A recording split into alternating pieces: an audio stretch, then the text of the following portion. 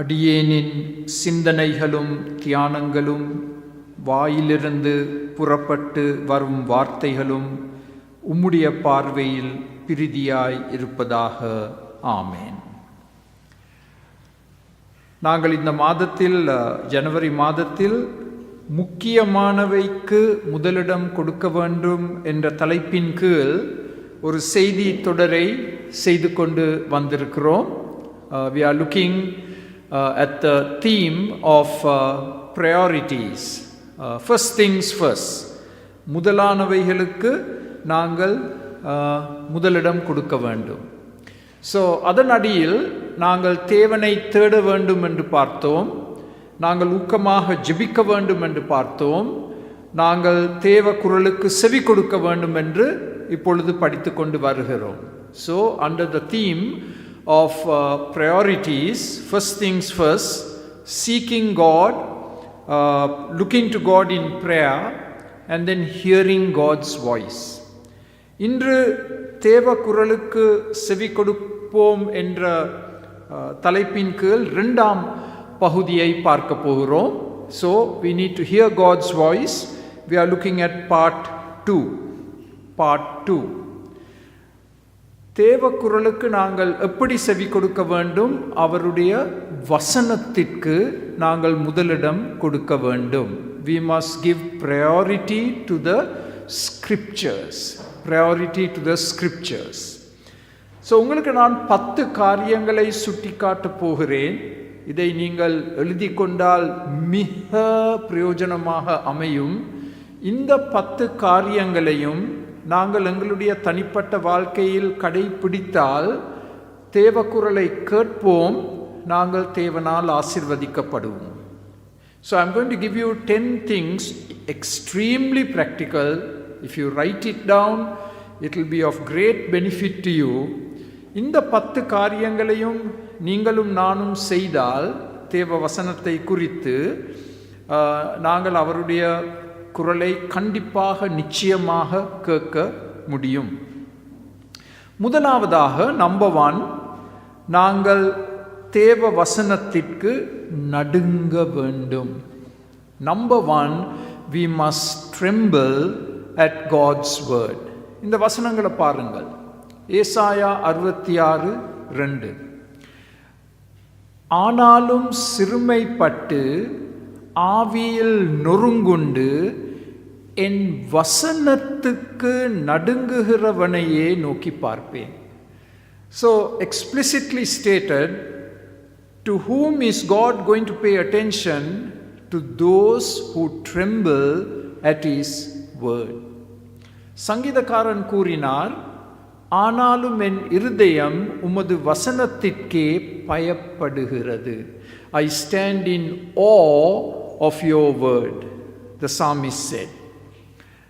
Ezra புத்தகத்தில் இதை வாசிக்கின்றோம். அப்பொழுது சிறை இருப்பிலிருந்து வந்தவர்களுடைய குற்றத்தின் நிமித்தம் இஸ்ரவேலுடைய தேவரின் வார்த்தைகளுக்கு நடுங்குகிற யாவரும் என்னோடே கூடிக்கொண்டார்கள். எஸ்ரா காலத்தில் ஒரு பெரிய எழுப்புதல் ஏற்பட்டது. அதற்கு ஒரு முக்கிய காரணம், தேவ வசனத்திற்கு பயப்படுகிற மக்கள் எஸ்ராவோடு ஒன்று சேர்ந்து அவர் கூறும் காரியங்களுக்கு செவி கொடுத்து அதன்படி நடந்தபடியால் தேவ ஆசீர்வாதம் இறங்கியது. 3 verses. இதெல்லாம் உங்களுடைய வேதத்தில் நீங்கள் குறித்து வைத்திருக்க வேண்டிய வசனங்கள். இது எங்களுடைய முதல் கடமை. தேவ வசனத்திற்கு நாங்கள் நடுங்க வேண்டும். We must tremble at God's word. நான் என்னுடைய வாழ்க்கையில் நடுங்கிய அநேக சம்பவங்கள் உண்டு. ஆனால் பள்ளிக்கூட நாட்களில் ரிப்போர்ட் கார்டு வர்ற நாள் நடுங்க ஆரம்பிப்பேன். ரைட்? இப்போ உங்களுக்கு அந்த பிரச்சனை இல்லை, நீங்கள் நல்லா படிச்சீங்க. எப்பந்தான் ரிப்போர்ட் கார்டு வரும் என்று ஆவலோடு எதிர்பார்ப்போடு இருந்தீங்க நீங்கள். ரைட்? ஏன் இந்த ரிப்போர்ட் கார்டு வருவதற்கு தாமதம் என்று நீங்கள் அங்கலாய்த்து கொண்டிருந்தீங்க. எனக்கு எந்த கதை முற்றிலும் வித்தியாசம். என்னென்னா, நான் ஒழுங்காக படிக்க இல்லை. ஸோ ரிப்போர்ட் கார்டு வரும் பொழுது நடுங்கத்தான் வேணும். So that's from my life. when I tremble, one occasion when I tremble, but we must continuously, persistently tremble at God's word. நான் கொழும்பில் வளர்ந்த சபையில் எங்களுக்கு ஒரு ஒழுக்கத்தை கற்றுக் கொடுத்தார்கள்.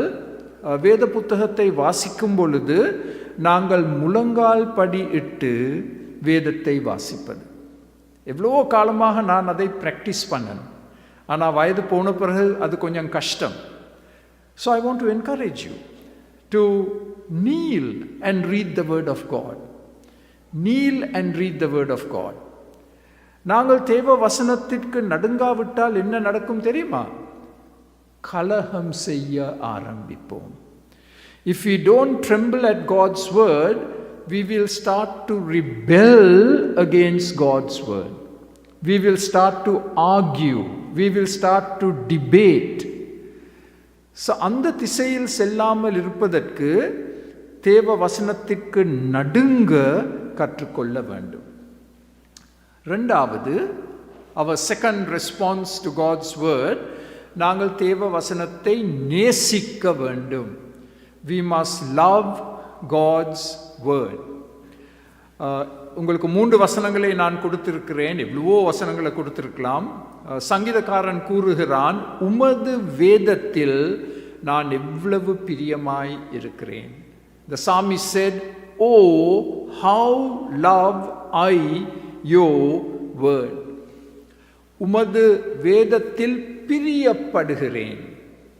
உமது வார்த்தை மிகவும் புடமிடப்பட்டது, அதாவது பரிசுத்தமானது. உமது அடியேன் அதில் பிரியப்படுகிறேன். சங்கீதம் 119 நீங்கள் வாசித்தால் தொடர்ச்சியாக சங்கீதக்காரன் கூறும் ஒரு சத்தியம் இந்த சத்தியம்தான். நான் உம்முடைய வேதத்தை நேசிக்கிறேன். I am deeply in love with your word, O God. தேவ வசனத்தை நேசித்தால்தான் நாங்கள் தேவனை நேசிக்கிறோம் என்பதை காண்பிக்கின்றோம். Only when we love God's word do we show that we really love God. தேவ வசனத்தை நேசிக்க வேண்டும். The Bible is God's love letter to us. ஆண்டவர் எங்களுக்கு கொடுத்திருக்கும் ஒரு அருமையான ஒரு கடிதம், வேதம். அந்த கடிதத்தில் ஒவ்வொரு பக்கத்திலும் ஆண்டவர் என்ன சொல்றார்? நான் உன்னை நேசிக்கிறேன், நான் உன்னை நேசிக்கிறேன், நான் உன்னை நேசிக்கிறேன். And don't we want to hear those words today? For God to say to us, I love you unconditionally, no conditions attached. That's the Bible. So அதனால் தான் பாருங்கள், பிசாசு எவ்வளவு போராடுகிறான்.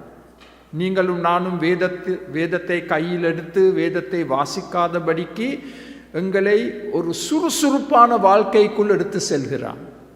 So the devil makes us so busy that we don't open the Bible, we don't read, and we don't fall in love with the God of the word. So நடுங்க வேண்டும். இரண்டாவது, வேதத்தை நாங்கள் நேசிக்க வேண்டும். மூன்றாவதாக, அப்படி வேதத்தை நாங்கள் நேசித்தால் மூன்றாவதாக நாங்கள் தினமும் வேதத்தை வாசிக்க வேண்டும். Every single day I must read God's word. I am stating the obvious. நேற்று நாங்கள் எங்களுடைய மென்ஸ் ஃபெலோஷிப்பில் இதை குறித்து தான் ஆழமாக பார்த்தோம். எப்படி நாங்கள் ஒவ்வொரு நாளும் வேதத்தை வாசிக்க முடியும். What are the practical steps we need to take? So Berea என்ற பட்டணத்தில் இருக்கும் மக்களை குறித்து கொடுக்கப்பட்ட இந்த நல்ல சாட்சி. அந்த பட்டணத்தார் மனோவாஞ்சையாய் வசனத்தை ஏற்றுக்கொண்டு, நாங்கள் எல்லாரும் அந்த மனப்பான்மையோடு தேவாலயத்துக்கு வர வேண்டும். மனோவாஞ்சை, தேவ வசனத்தை ஏற்றுக்கொள்வதற்கு. These beloved people in the town of Berea, they had an open mind, a heart that was really eager to receive God's word. காரியங்கள் இப்படி இருக்கிறதா என்று தினம் தோறும் வேத வாக்கியங்களை ஆராய்ந்து பார்த்தார்கள். சிவப்பு பேனா இருந்தால் தினம்தோறும் என்ற வார்த்தையை நீங்கள் கோடிட்டு கொள்ள வேண்டும் உங்களோட பைபிள். தினம்தோறும், every day, without exception, they open the Bible and they read. So அது எங்கள் தனிப்பட்ட வாழ்க்கையில் நாங்கள் கடைபிடிக்க வேண்டிய ஒரு அத்தியாவசியமான ஒழுக்கம். அதிகாலையில் எழும்பி தேவ வசனத்தை திறந்து அதை ஒழுங்காக வாசிப்பது. Every day in the morning to get up, have your cup of coffee, no problems, read the Bible systematically. Read it systematically. Pavul தீமோத்தேவுக்கு கொடுத்த கட்டளை, நான் வருமளவும் வாசிக்கிறதிலும் புத்தி சொல்லுகிறதிலும் உபதேசத்திலும் ஜாக்கிரதையாயிரு. That's the commission of a pastor, to read the word of God publicly. அதனால் தான் நான் இவ்வளவு வசனங்களை உங்களுக்கு சுட்டி காட்டுறேன். இதெல்லாம் பிடிஎஃப்ல உங்களுக்கு கொடுக்கப்படும். Right? We show you all these verses so that the word of God will have big impact on your life.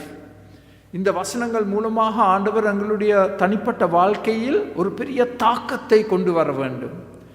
தேவ வசனத்தின் மூலமாக என்னுடைய வசனம் மாற்றி அமைக்கப்படுகிறது. I am being transformed by the power of God's word. That should be our testimony every single day. So மூன்றாவது, நாங்கள் தினமும் வாசிக்க வேண்டும் ஒழுங்காக. வேதத்தில் இருக்கும் ஒரு புத்தகத்தை தெரிந்தெடுத்து அதை பக்கம் பக்கமாக அதிகாரம் அதிகாரமாக வாசிக்க வேண்டும். நான் இன்று ஜக்கரியா புத்தகத்தை வாசித்து முடித்தேன். I went through all the chapters, 12 chapters, 13 chapters, day by day, underline பண்ணேன், குறிப்புகள் எழுதினேன்.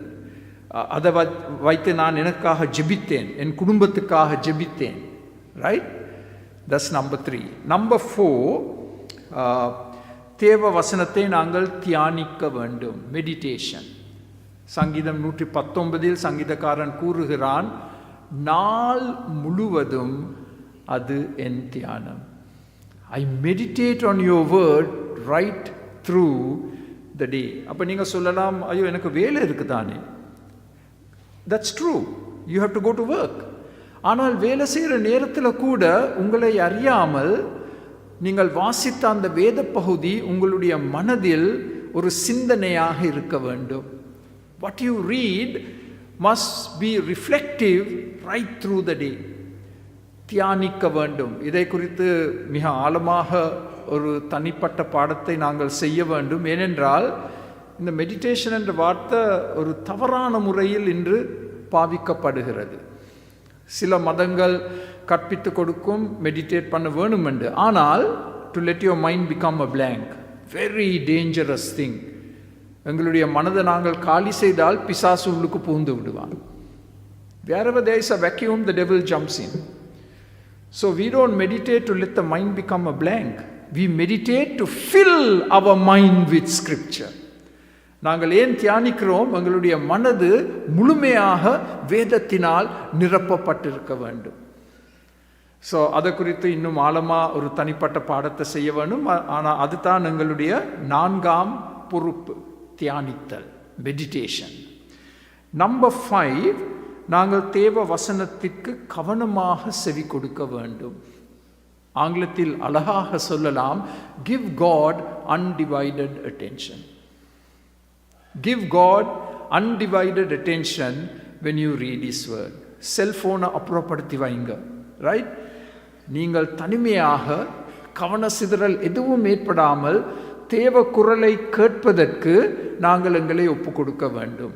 ஸோ இதற்கு மிக அருமையான உதாரணம் மரியாள். மார்த்தாளுக்கு மரியாள் எனப்பட்ட ஒரு சகோதரி இருந்தால், அவள் இயேசுவின் பாதத்தருகே உட்கார்ந்து அவருடைய வசனத்தை கேட்டுக்கொண்டிருந்தாள். எவ்வளவு அழகான ஒரு ஒழுக்கம்.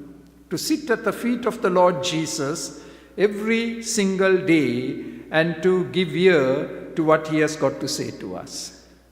ஒவ்வொரு நாளும் இயேசுவின் பாதத்தருகே உட்கார்ந்து அவர் இன்று எனக்கு என்னத்தான் சொல்ல போகிறார் என்று ஆவலோடு அவருடைய குரலை கேட்பதற்கு என்னை ஒப்பு கொடுப்பது. So a great responsibility. Number 5, அவருடைய குரலுக்கு, வசனத்திற்கு கவனமாக செவி கொடுப்பது.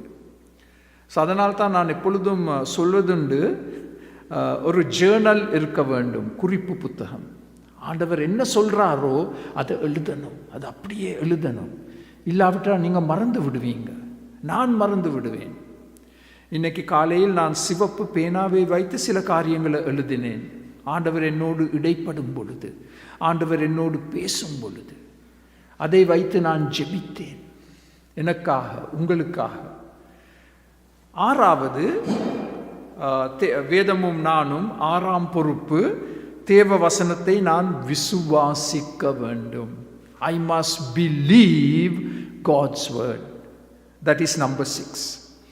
So ஆறாவது, தேவ வசனத்தை விசுவாசிக்க வேண்டும். எபிரேயர் புத்தகத்தில் இவ்விதமாக சொல்லப்பட்டுள்ளது, ஏனெனில் சுவிசேஷம் அவர்களுக்கு அறிவிக்கப்பட்டது போல நமக்கும் அறிவிக்கப்பட்டது. கேட்டவர்கள் விசுவாசம் இல்லாமல் கேட்டபடியினால் அவர்கள் கேட்ட வசனம் அவர்களுக்கு பிரயோஜனமற்றதாக அமைந்தது. ரெண்டு கூட்டத்தார். There are two groups every time the Bible is preached. முதல் கூட்டம் தேவ வசனத்தை ஆவலோடு கேட்டு விசுவாசிக்கும் கூட்டம். இரண்டாம் கூட்டம் கேட்பார்கள், விசுவாசிக்க மாட்டார்கள், சந்தேகிப்பார்கள். So there are two groups present, right? One group, they listen to God's word and they believe God's word. They don't doubt it. But sadly there is a second group who hear the same truth but they doubt God's word. யார் இந்த சந்தேகங்களை கொண்டு வர்றது? பிசாசு. ஆதியாகமம் 3ஆம் அதிகாரம். Eden தோட்டத்தில் விளையாடிய விளையாட்டை பிசாசு இன்று எங்கள் மத்தியிலும் விளையாடி கொண்டிருக்கிறார். அது என்ன விளையாட்டு? எங்கள் மனதில் சந்தேகங்களை கொண்டு வருவது.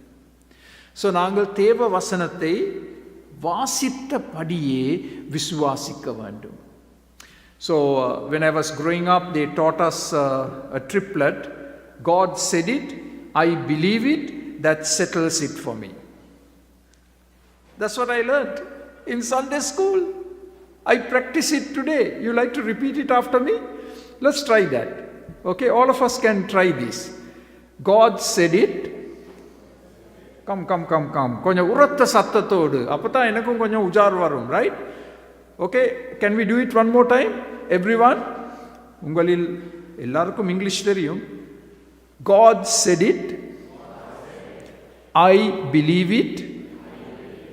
That settles it for me. So write it down. வீட்டுக்கு போனதும் எழுதி கொள்ளுங்கள். இதை மற்றவங்களுக்கும் கற்றுக் கொடுங்க. God said it. I choose to believe it. That settles the issue. No debate, no discussion. So number 6, நாங்கள் தேவ வசனத்தை சந்தேகிக்காமல், விவாதிக்காமல் விசுவாசிக்க வேண்டும். 7வது, இப்போ கொஞ்சம் கஷ்டமாக போகுது. 7வது, தேவ வசனத்தை நாங்கள் மனப்பாடம் செய்ய வேண்டும். We must memorize God's word. Number 7. If you do your meditation correctly, memorization becomes very easy. நீங்கள் சரியா தியானித்தால் மனப்பாடம் செய்வது மிக சுலபமாக அமையும். சங்கீதக்காரன் கூறுகிறார், இது என்னுடைய அண்ணா எனக்கு காண்பித்த வசனம். என்னுடைய அண்ணா, நான் உமக்கு விரோதமாய் பாவம் செய்யாத படிக்கு உமது வாக்கை என் இருதயத்தில் வைத்தேன். Oh God, I don't want to sin against you, so I am going to deposit your word into my heart. So நாங்கள் ஏன் மனப்பாடம் செய்கிறோம்? பிசாசை தோற்கடிப்பதற்காக. Every day we get tempted by the devil, right? So in order to defeat the devil, we commit scripture to memory. So இந்த புத்தாண்டில் நான் உங்களுக்கு கொடுக்கும் ஒரு மிகப்பெரிய சவால், அந்த சவால் தேவ வசனத்தை மனப்பாடம் செய்வது. எங்கள் எல்லாராலும் அதை செய்ய முடியும். எந்த வயதாக இருந்தாலும் அதை நாங்கள் செய்ய முடியும். அதற்கு நாங்கள் எங்களை ஒப்பு கொடுக்க வேண்டும். எல்லா சகோதரிகளும் மனைவிகளும் நீங்கள் உங்களோட கணவருக்கு சொல்லலாம், அத்தான் நீங்கள் ஒரு வசனத்தை மெமரைஸ் பண்ணி இன்னைக்கு சொல்லாவிட்டால் இன்னைக்கு உங்களுக்கு உணவு இல்லை, டிம் ஹார்டன்ஸுக்கு போகணும். 1-2 பேர் தான் சிரிச்சிங்க, மற்றவங்க எல்லாம் ஏன் முறைச்சி பார்க்குறீங்க. கிளிஃப்டன் நான் நினச்சேன் நீங்கள் ஆமை நண்டு போடுவீங்க, ஒரு பெரிய வார்த்தை அங்கே பின்னுக்கு இருந்து. ரைட், எல்லாருக்கும் இது திருப்தியா? நான் சொல்றது திருப்தியா? Memorisation, we can do it, right? பிள்ளைகளுக்கு மாத்திரம் இல்லை, எந்த வயதிலும் நாங்கள் வேத வசனத்தை மனப்பாடம் செய்ய வேண்டும். உங்களுக்கு தெரியுமா, இஸ்லாமிய மதத்தில் பிள்ளைகள் வாலிபர்கள் குரானிலிருந்து அதிகாரமாக மனப்பாடம் செய்ய கற்றுக் கொடுக்கப்படுவார்கள் அராபிய மொழியில். ஆங்கிலத்தில், தமிழில் அல்ல, அராபிய மொழியில். அப்படி அந்த பிள்ளைகள் மேடைக்கு மேல் வந்து கையில் குரான் ஒன்றும் இல்லை, அதிகாரமாக அந்த குரானை எடுத்து சொல்வார்கள். அது எங்களுக்கு எவ்வளவு பெரிய சவால். நாங்கள் சொல்கிறோம் தேவ வசனம், ஜீவ வசனம், சத்திய வசனம், அதெல்லாம் நாங்கள் படித்தோம் போன வாரத்தில். அப்போ ஏன் எங்களால் மனப்பாடம் செய்ய முடியாமல் இருக்கு? We claim that the Bible is the truth. It is the word of life, right? So why is it that we don't commit the scriptures to memory, right? So அது 7வது. 8ஆம் காரியம், நாங்கள் தேவ வசனத்திற்கு கீழ்ப்படிய வேண்டும். Number 8, we must obey God's word. பாருங்கள் எவ்வளவு அழகாக யாக்கோபு அதை எங்களுக்கு எடுத்து கூறுகிறார். அந்த கடைசி பகுதி, அதின்படி செய்கிறவர்களாயும் இருங்கள். தேவ வசனத்தை கேட்பது மாத்திரம் போதாது, வாசிப்பது மாத்திரம் போதாது, அதன்படி நாங்கள் செயல்பட வேண்டும். Not enough to read the Bible, we must obey the Bible. அதை குறித்து 2 புல்லட் உங்களுக்கு கொடுத்திருக்கிறேன். How should we obey the Bible? உடனடியாக கீழ்ப்படிய வேண்டும். No postponing. தாத்தா வயது வந்ததும் கீழ்ப்படிவேன், அது சரி வராது. இன்றைக்கு தேவன் எங்களுக்கு ஏதாவது சொன்னால் அதை இன்றைய தினமே செய்து முடிக்க வேண்டும். When God speaks to us today about anything, we must do it today. Don't put it off. Don't postpone it. Don't postpone it. ஆண்டவர் சொல்வார், அவரிடம் போய் மன்னிப்பு கேளு. ஐயோ ஆண்டவரே, அடுத்த வாரம். And the date never comes. Right? So நாங்கள் துக்கப்படக்கூடாது. Whatever God says for us to do today, do it today. And the second bullet is, முழுமையாக கீழ்ப்படிய வேண்டும், அரைக்குறையாக அல்ல. Obey completely, not partially. Abraham அரைக்குறையாக கீழ்ப்படிந்தான். சவுல் ராஜா அரைக்குறையாக கீழ்ப்படிந்து தன் ராஜ்யத்தை இழந்தான், தன்னுடைய சொந்த ஜீவனை இழந்தான். Very dangerous to obey partially. We must obey completely. So தேவ வசனத்துக்கு கீழ்ப்படியும் பொழுது நாங்கள் உடனடியாக கீழ்ப்படிய வேண்டும். சரியா, இன்ஸ்டன்ட் காஃபி இருக்கிற மாதிரி, இன்ஸ்டன்ட் கேஷ் இருக்கிற மாதிரி, there must be instant obedience. Right? We like the instant coffee, but we don't like instant obedience. Why? So நாங்கள் தேவ வசனத்துக்கு உடனடியாக கீழ்ப்படிவோம், முழுமையாக கீழ்ப்படிவோம். லூக்கா 8:21 ஆண்டவர் கூறுகிறார், அதற்கு ஆண்டவர், தேவனுடைய வசனத்தை கேட்டு அதன்படி செய்கிறவர்களே எனக்கு தாயும் எனக்கு சகோதரருமாய் இருக்கிறார்கள். நாங்கள் தேவனுடைய குடும்பத்தின் அங்கத்தவர்கள் என்பதை எப்படி காண்பிக்கின்றோம்? கீழ்ப்படிதல் மூலமாக.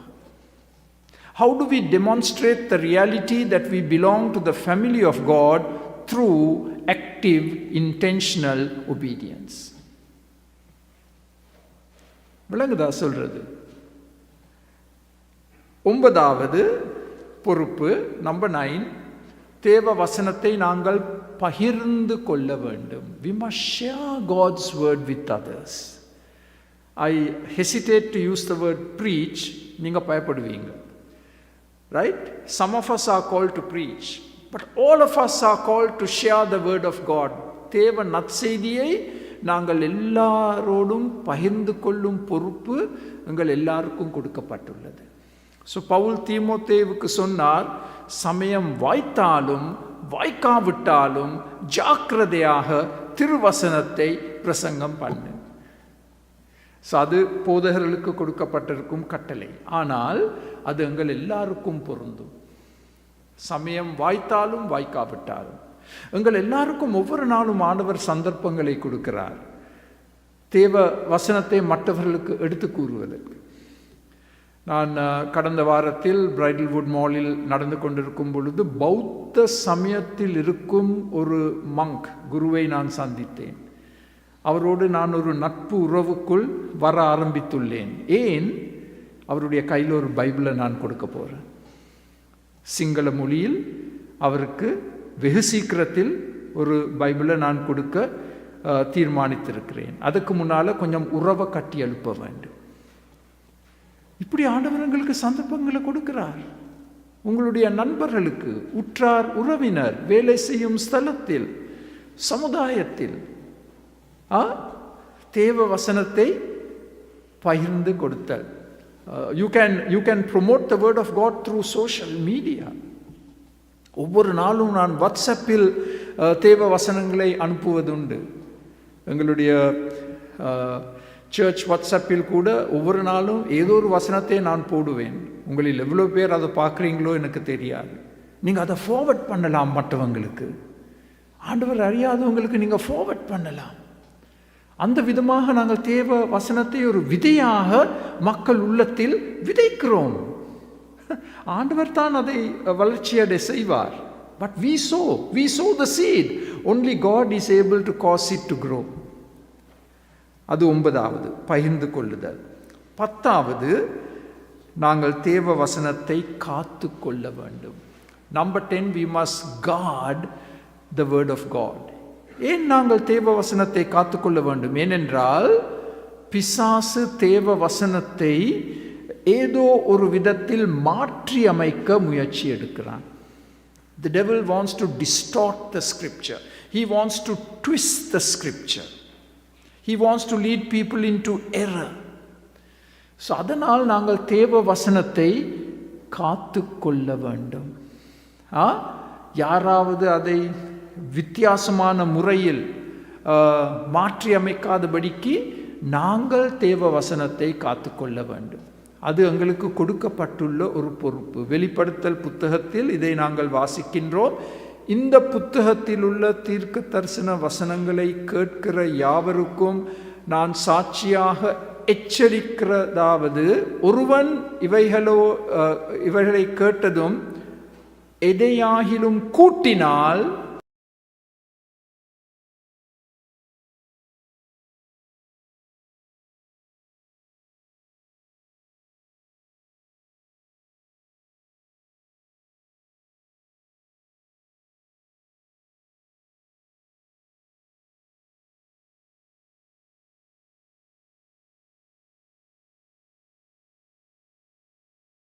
புத்தகத்தில் எழுதப்பட்டவைகளிலிருந்தும் அவனுடைய பங்கை தேவன் எடுத்து போடுவார். So those are the two temptations. கழித்தல், கூட்டல். சிலர் வேத வசனங்களுக்கு கூட்டுவாங்க. Bible says yes, but you have to add this. No. சிலர் கழிப்பாங்க, delete பண்ணுவாங்க. So those are the two dangers. அதுதான் 2 அபாயங்கள், சிவப்பு விளக்குகள். ஒன்று கூட்டல், மற்றது கழித்தல். ஸோ நாங்கள் தேவ வசனத்தை காத்து கொள்ள வேண்டும். Protect the Bible from error, from addition, from subtraction. இது 10 பொறுப்புகள். இந்த 10ஐயும் நீங்கள் ஒரு போஸ்டரில் எழுதி உங்களுடைய வீட்டில் இருக்கும் ஒரு சுவரில் ஒரு சுவரொட்டியாக இதை ஒட்டி வைத்தால் உங்கள் முழு குடும்பத்துக்கும் இது ஒரு சவாலாக அமையும். ஸோ நான் வீட்டு சந்திப்புகளுக்கு வரும்பொழுது நான் முதலாவதாக பார்க்க போகிறது உங்களுடைய சுவரில் எங்கே இந்த 10 காரியங்களும் ஒட்டி வைக்கப்பட்டுள்ளது. ஓகே, நீங்க என்னோட பேசுறது இல்லையே, எல்லாரும் இப்படி இருக்கிறீங்களே, செய்வீங்களா? ஓகே, எங்களோட வீட்டில் நாங்கள் புறாக்களை வச்சிருக்கிறோம், பெரட்ஸை வச்சிருக்கிறோம், அதில் தவறில்லை, நல்ல காரியம். ஆனால் இந்த 10ஐயும் எழுதி வைத்தால் எவ்வளவு அருமையாக இருக்கும். ஸோ கடைசியாக ஒரு காரியத்தை காண்பிக்க விருப்பப்படுகிறேன். நாங்கள் எப்பொழுதும் கேட்க வேண்டிய கேள்வி ரோமர் 4:3 சொல்லப்பட்டுள்ளது. The question that we need to ask all the time. Romans chapter 4 verse 3. வேத வாக்கியம் என்ன சொல்லுகிறது? What does the Bible say? ஐயா அவர் சொல்றார் இப்படி, இல்லை இல்லை இல்லை, இந்த அரசியல்வாதி இப்படி சொல்றார், இல்லை இல்லை இல்லை இல்லை, வேத வாக்கியம் என்ன சொல்லுகிறது? பைபிள் எங்க சொல்லியிருக்கு? நீங்க சொல்ற காரியம் பைபிள் எங்க சொல்லியிருக்கு? சுட்டி காட்டுங்க. வேத வாக்கியம் என்ன சொல்லுகிறது? ஸோ என்னுடைய இறுதி சவால் வேத வசனத்தின் அதிகாரத்திற்கு இணங்குவோம். Submit to the authority of the scriptures. Then you won't go wrong.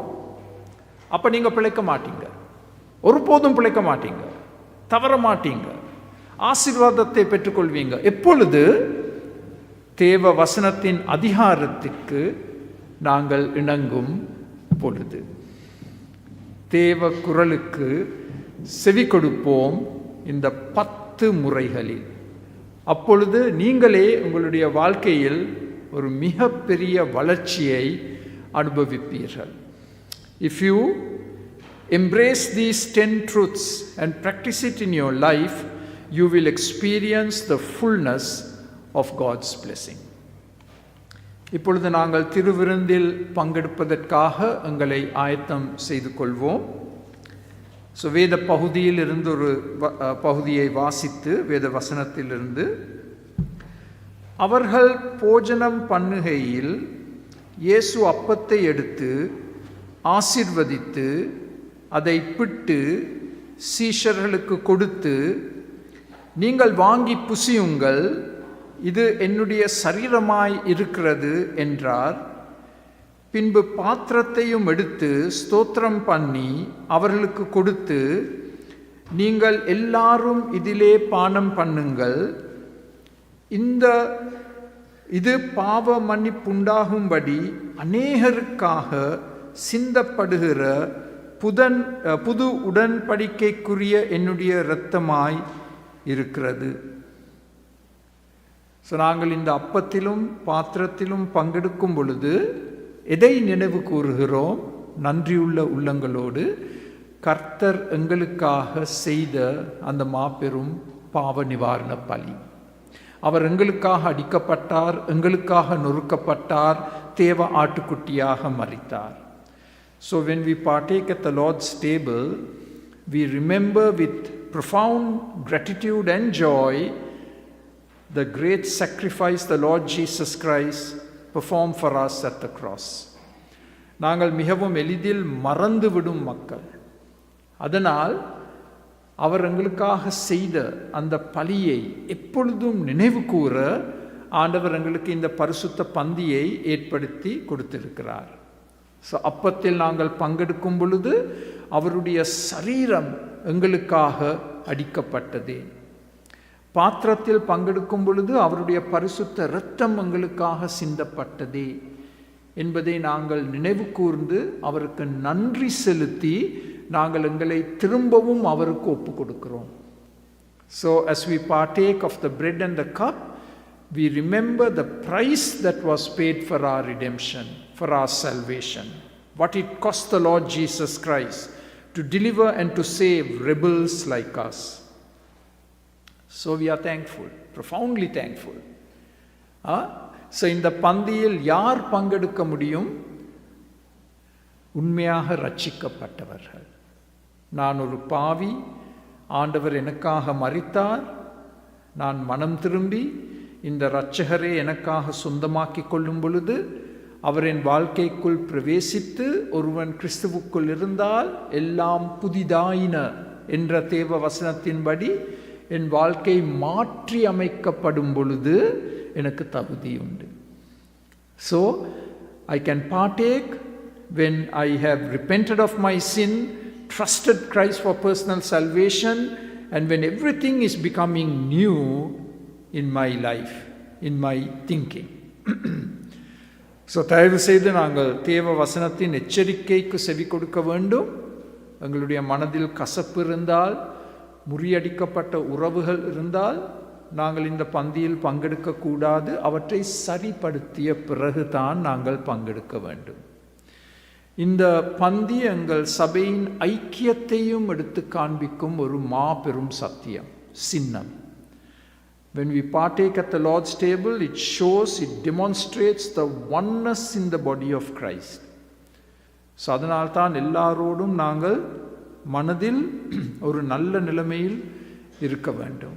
There must be a unity of the mind. We might disagree, that's different, but there is a unity of the mind and heart. So நான் ஜெபித்து அதற்கு பிறகு நாங்கள் திருவிருந்தில் பங்கெடுக்க நீங்கள் முன்னுக்கு வரலாம்.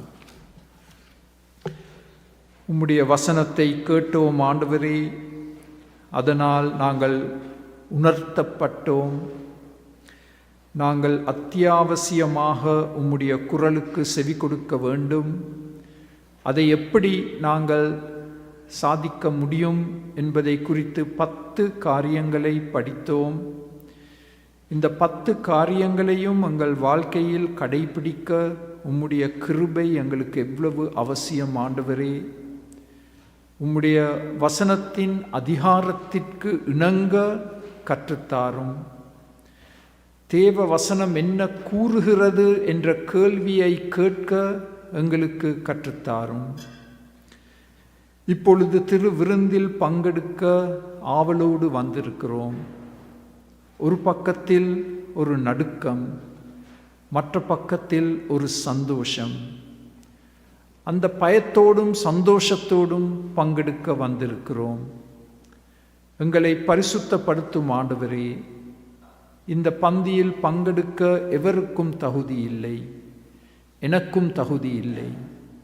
ஆனால் எங்களுக்காக சிந்தப்பட்ட அந்த இரத்தத்தின் அடிப்படையில் திரும்பவும் நாங்கள் கழுவப்பட்டு பரிசுத்தமாக்கப்பட்டு ஆண்டவரே ரட்சிக்கப்பட்டு தேவ சந்தோஷத்தோடு இதில் பங்கெடுக்க, நன்றியுள்ள உள்ளங்களோடு பங்கெடுக்க நாங்கள் முன் வருகிறோம். எங்களை ஏற்றுக்கொள்ளும். இயேசுவின் நாமத்தில் ஜெபங்கேளும் பிதாவே, ஆமேன்.